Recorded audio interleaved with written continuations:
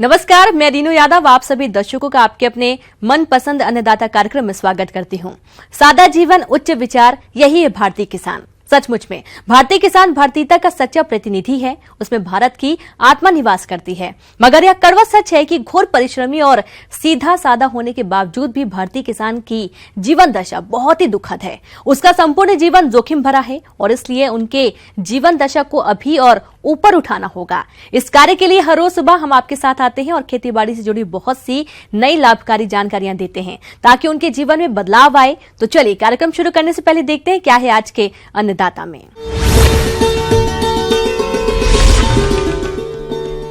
करें रंगीन मछलियों का पालन और कमाएं अच्छी आमदनी।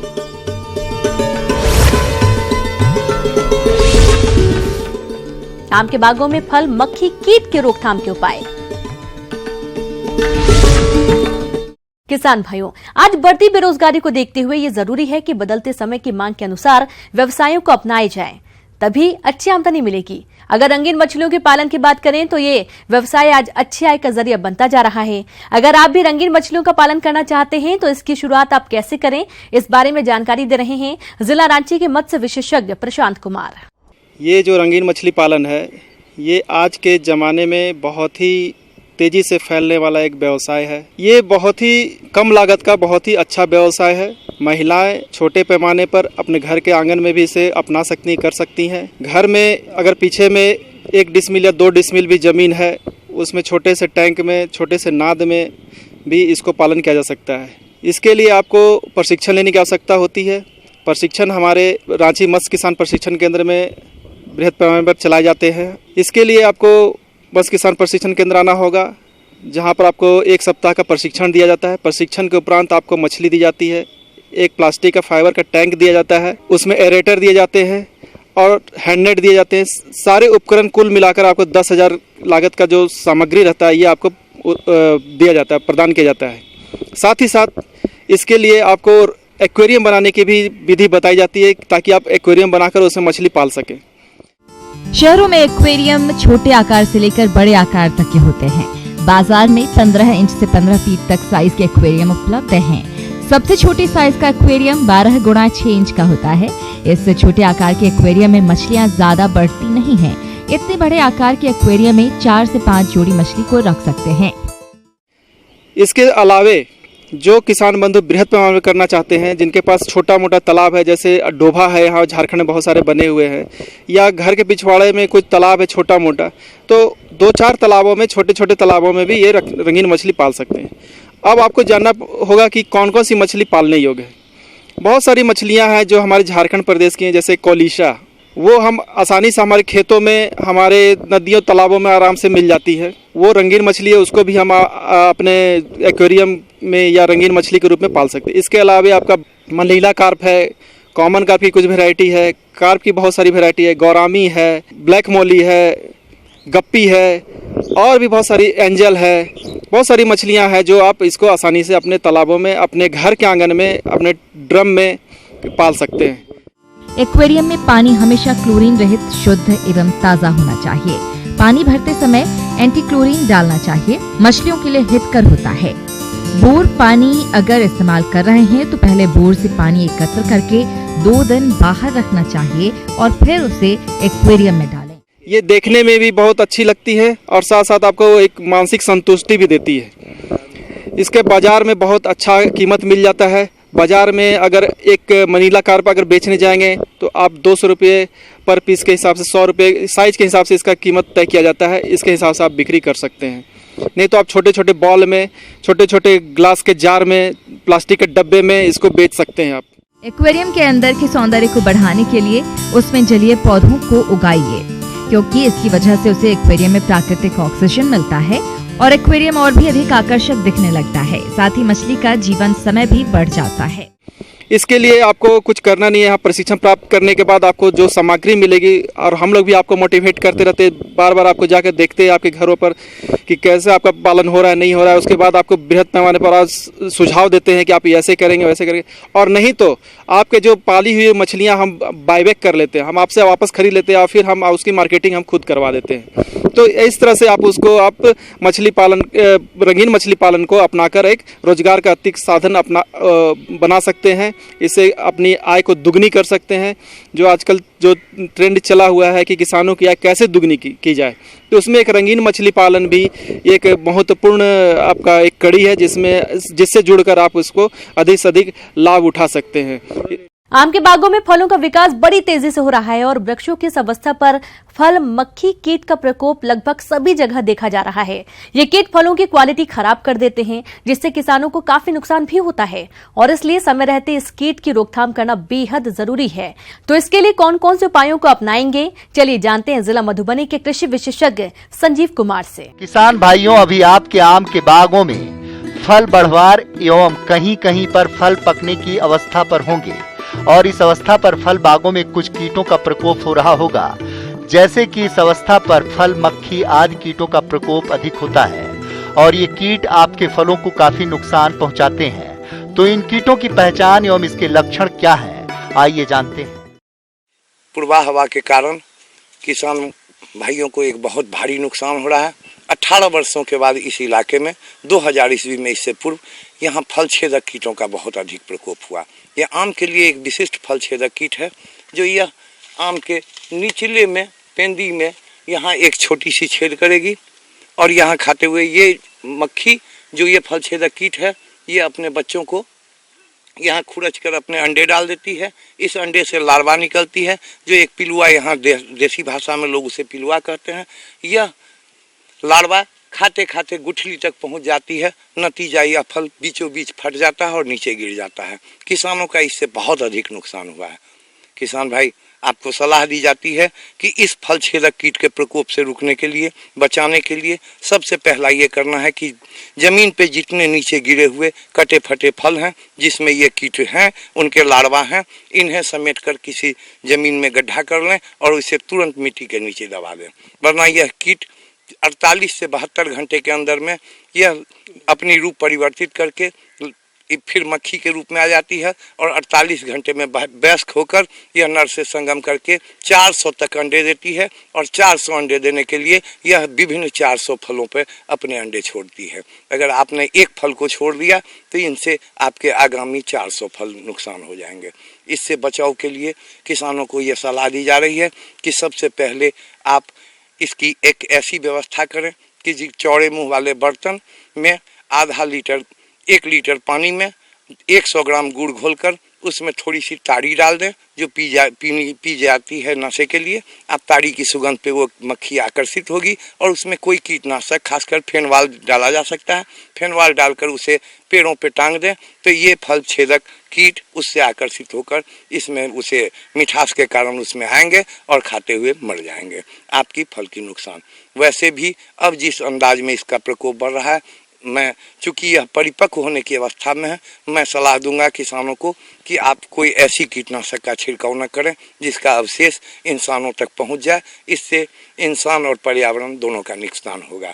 इसके लिए वैकल्पिक व्यवस्था यही हो सकती है कि हम यूजेनॉल, और कि गांव में यूजेनॉल नहीं मिलने पर ताड़ी की व्यवस्था करें। गुड़ के घोल में थोड़ी सी ताड़ी डाल दें, जिसके सुगंध से आकर्षित होकर फल मक्खी उस पे आती है और उसमें कीटनाशक के कारण वह मरती चली जाती है। मौसम के अनुसार प्रबंधनों पर टिकी आपकी खेती बाड़ी और इसलिए मौसम पूर्वानुमान और उस पर आधारित साप्ताहिक कृषि सलाह इस प्रकार है। ग्रामीण कृषि मौसम सेवा भारत सरकार, डॉक्टर राजेंद्र प्रसाद केंद्रीय कृषि विश्वविद्यालय पूसा समस्तीपुर, बिहार कृषि विश्वविद्यालय भागलपुर और बिरसा कृषि विश्वविद्यालय रांची के द्वारा भेजे गए मौसम पूर्वानुमान के आधार पर किसानों को सलाह दी जाती है कि पूर्वानुमानित अवधि में उत्तर बिहार के जिलों में आसमान में हल्के से मध्यम बादल छाए रह सकते हैं। उत्तर बिहार में अगले 2 से 3 दिनों में कहीं कहीं हल्की वर्षा होने का अनुमान है। वर्षा के दौरान 1 से 2 स्थानों पर गरज वाले बादल बनने के साथ तेज हवा रह सकती है। उत्तर बिहार में कहीं कहीं हल्की वर्षा हुई है, जिसके चलते खेतों में हल्की नमी आ गई है।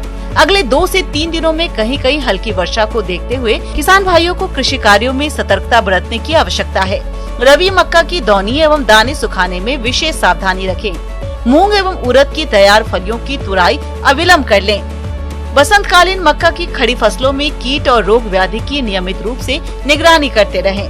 उत्तर बिहार के लिए अनुशंसित खरीफ मक्का की किस्में जैसे सुवान, देवकी, शक्तिमान 1, शक्तिमान 2, राजेंद्र शंकर मक्का 3, गंगा 11 की बुआई करें। जो किसान भाई अब तक ओल की रोपाई नहीं किए हैं, वे अतिशीघ्र ओल की रोपाई संपन्न करें। हल्दी एवं अदरक की बुआई करें।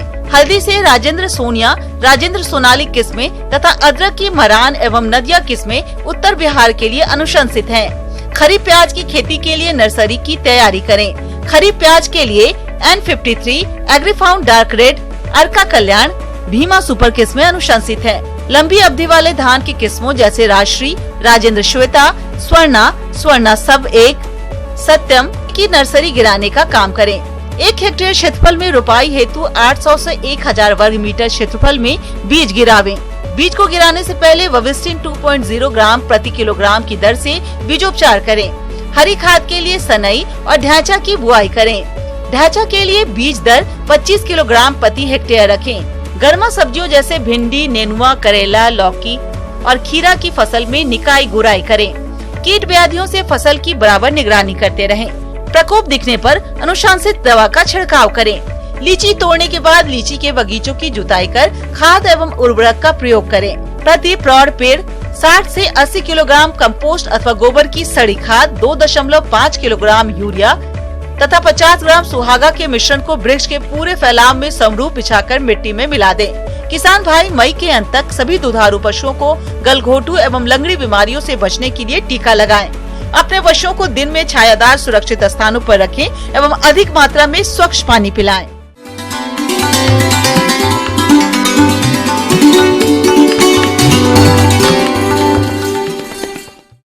जॉन डियर अन्नदाता हेल्पलाइन निःशुल्क फोन संपर्क सेवा के माध्यम से आपके द्वारा पूछे गए प्रश्नों में से 1 या 2 महत्वपूर्ण प्रश्नों को हम अपने कार्यक्रम में शामिल करते हैं और इसी के तहत आज का चयनित प्रश्न और उसका जवाब इस प्रकार है। अन्नदाता निःशुल्क फोन संपर्क सेवा के माध्यम से पूछे गए प्रश्नों में से आज हमने जिस प्रश्न को कार्यक्रम में शामिल किया है उसे पूछा है ग्राम बरेल, जिला नवादा के कृषक डालचंद ने। यह हरी खादों का कृषि में महत्व के बारे में जानकारी चाहते हैं। तो डालचंद जी, आपकी जानकारी के लिए प्रस्तुत है कार्यक्रम का यह अंश।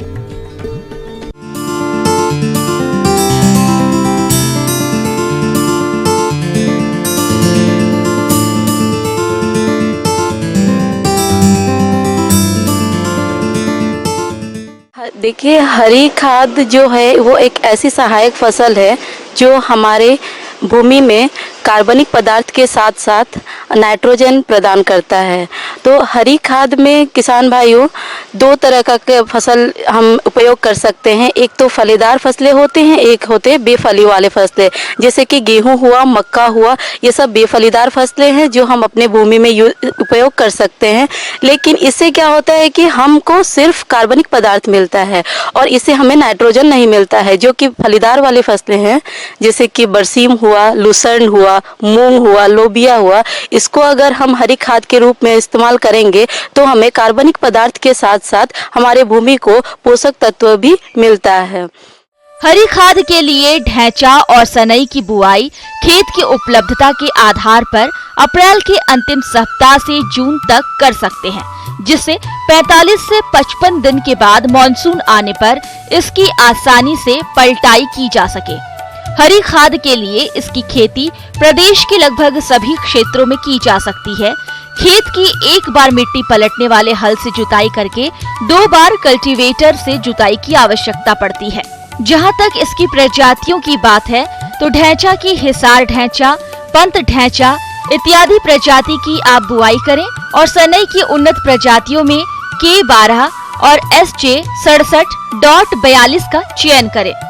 यदि ढैंचा की फसल लेना चाहते हैं तो इसके लिए 30 से 40 किलोग्राम बीज प्रति हेक्टेयर की दर से आवश्यकता पड़ती है और सनई का बीज 80 से 100 किलोग्राम प्रति हेक्टेयर प्रयोग करते हैं। इन फसलों के लिए 320 किलोग्राम सिंगल सुपर फास्फेट का प्रयोग खेत की तैयारी के समय करें। खड़ी फसल में किसी भी उर्वरक का प्रयोग न करें क्योंकि फसलें वातावरण से नत्रजन की पूर्ति कर लेती है। अब आते हैं बुआई की विधि पर। तो चूंकि इन फसलों की बुआई आप हरी खाद के उद्देश्य से कर रहे हैं, अतः आप छिटकवा विधि से इसकी बुआई कर सकते हैं। लेकिन इसकी बुआई के समय भूमि में नमी का होना नितांत आवश्यक है। बुआई के बाद खेत में पाटा लगा दें। इस प्रकार बुआई के 1 सप्ताह के अंदर बीजों का जमाव हो जाता है। जब फसल 15 से 20 दिन की हो जाए तब पहली सिंचाई करें। उसके बाद 15-15 दिन के अंतर पर सिंचाई करें। इस प्रकार 2 से 3 सिंचाइयों में ही फसल तैयार हो जाती है। अब जानते हैं कि हमें हरी खाद हमको कब इस्तेमाल करना चाहिए, हमें खेत में कब डालना चाहिए। देखिए, सबसे उत्तम समय होता है 40 से 45 दिन के बाद, जब हम बुआई करते हैं उससे जोड़ के 45 दिन जोड़ के जब समय होता है तब हम अपने खेतों में पलट देते हैं और 10 से 15 दिन बाद जो हमें फसल लगानी होती है उसको लगाते हैं। तो 10 से 15 दिन जो समय दिया जाता है वो उसको सड़ने के लिए दिया जाता है, ताकि हमारे वो मिट्टी में अच्छी तरीके से मिल जाए और हमारे मिट्टी को अच्छा कार्बनिक पदार्थ प्रदान करे और अन्य पोषक तत्व। और देखिए कि हरी खाद इस्तेमाल करने से हमारे भूमि को बहुत ही फायदेमंद मिलता है। जैसे कि पहला तो है कि हमें कार्बनिक पदार्थ और नाइट्रोजन का आपूर्ति करता है। कार्बनिक पदार्थ होने के कारण जो भी मिट्टी में फिक्स फास्फोरस होते हैं, चाहे अन्य पोषक तत्व होते हैं, वो मोबाइल फॉर्म में आते हैं और हमें हमारे पौधा को, जो हम फसल लगाएंगे उस पौधा को मिल जाता है। मिट्टी को संरक्षण करने में मदद करता है। अगर हम हरी खाद अपने खेतों में डालते हैं तो हमारा जो मिट्टी कटाव होता है उससे बचाव करता है, तो जिसके कारण हमारा मिट्टी अच्छा होता है। और फिर अगर हम हरी खाद डालते हैं तो हमारा जो खरपतवार का दिक्कत आती है फसलों में, तो उसका भी मात्रा बहुत कम हो जाता है।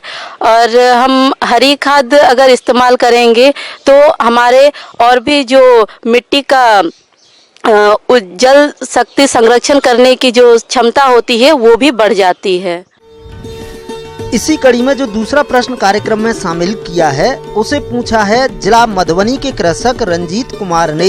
यह कृषि यंत्रीकरण बैंक के बारे में संपूर्ण जानकारी चाहते हैं। तो रंजीत कुमार जी, आपकी जानकारी के लिए प्रस्तुत है कार्यक्रम का यह अंश।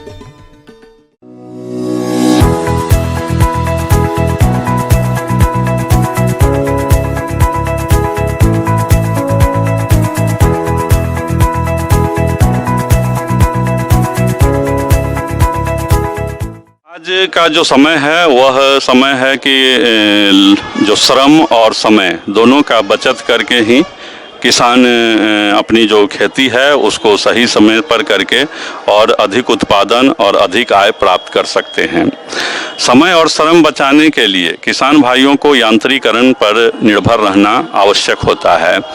और अभी जो जब किसान भाई को जब जोत की बात होती है या कटाई की बात होती है तो बहुत सारे यंत्रों की आवश्यकता पड़ती है।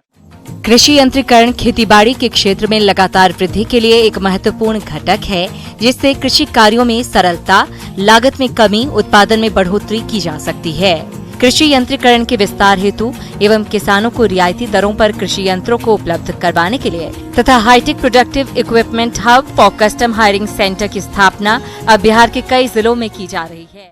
तो ऐसे समूह या संगठन या किसान जो एक व्यवस्था अपनाना चाहते हैं कि हम विभिन्न प्रकार के कृषि यंत्र अपने समूह में या इंडिविजुअल या किसी संगठन में रखना चाहते हैं, तो वैसे किसान भाई को विभिन्न प्रकार के कृषि यंत्र का क्रय करें और एक कस्टम हायरिंग सेंटर का स्थापना करें। किसान भाइयों, कृषि यंत्रीकरण बैंक की स्थापना आप अपने गांव में भी कर सकते हैं।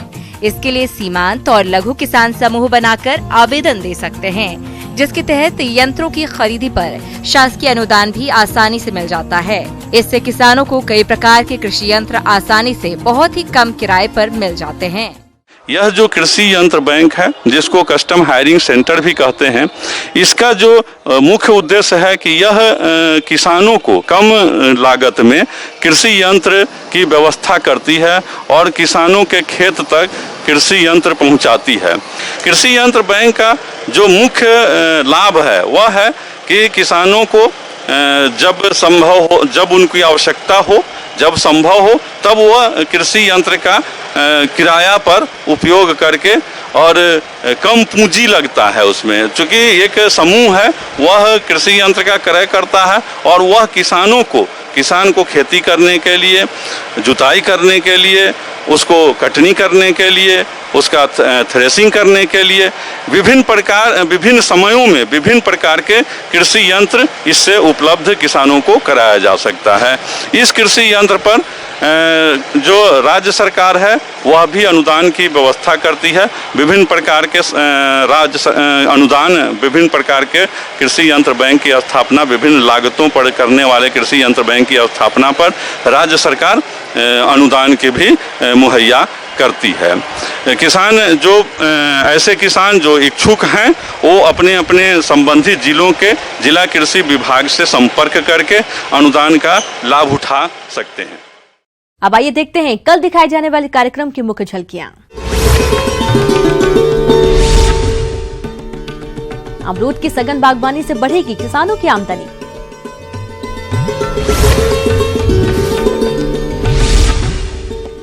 घातक बीमारियों से बचाने के लिए कराएं पशुओं का टीकाकरण।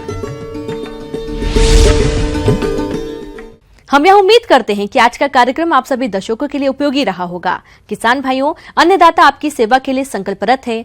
कृषि संबंधित समस्या एवं सुझावों के लिए आप हमें इस पते पर संपर्क कर सकते हैं।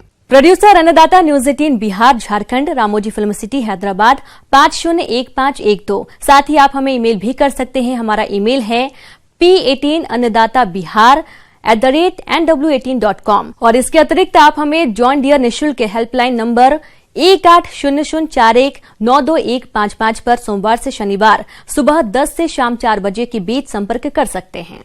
किसान भाइयों, अब समय हो रहा है आपसे विदा लेने का, तो हमारी अन्नदाता टीम को दीजिए इजाजत। कल फिर आपसे मुलाकात होगी कृषि संबंधित कुछ और महत्वपूर्ण जानकारियों के साथ। नमस्कार।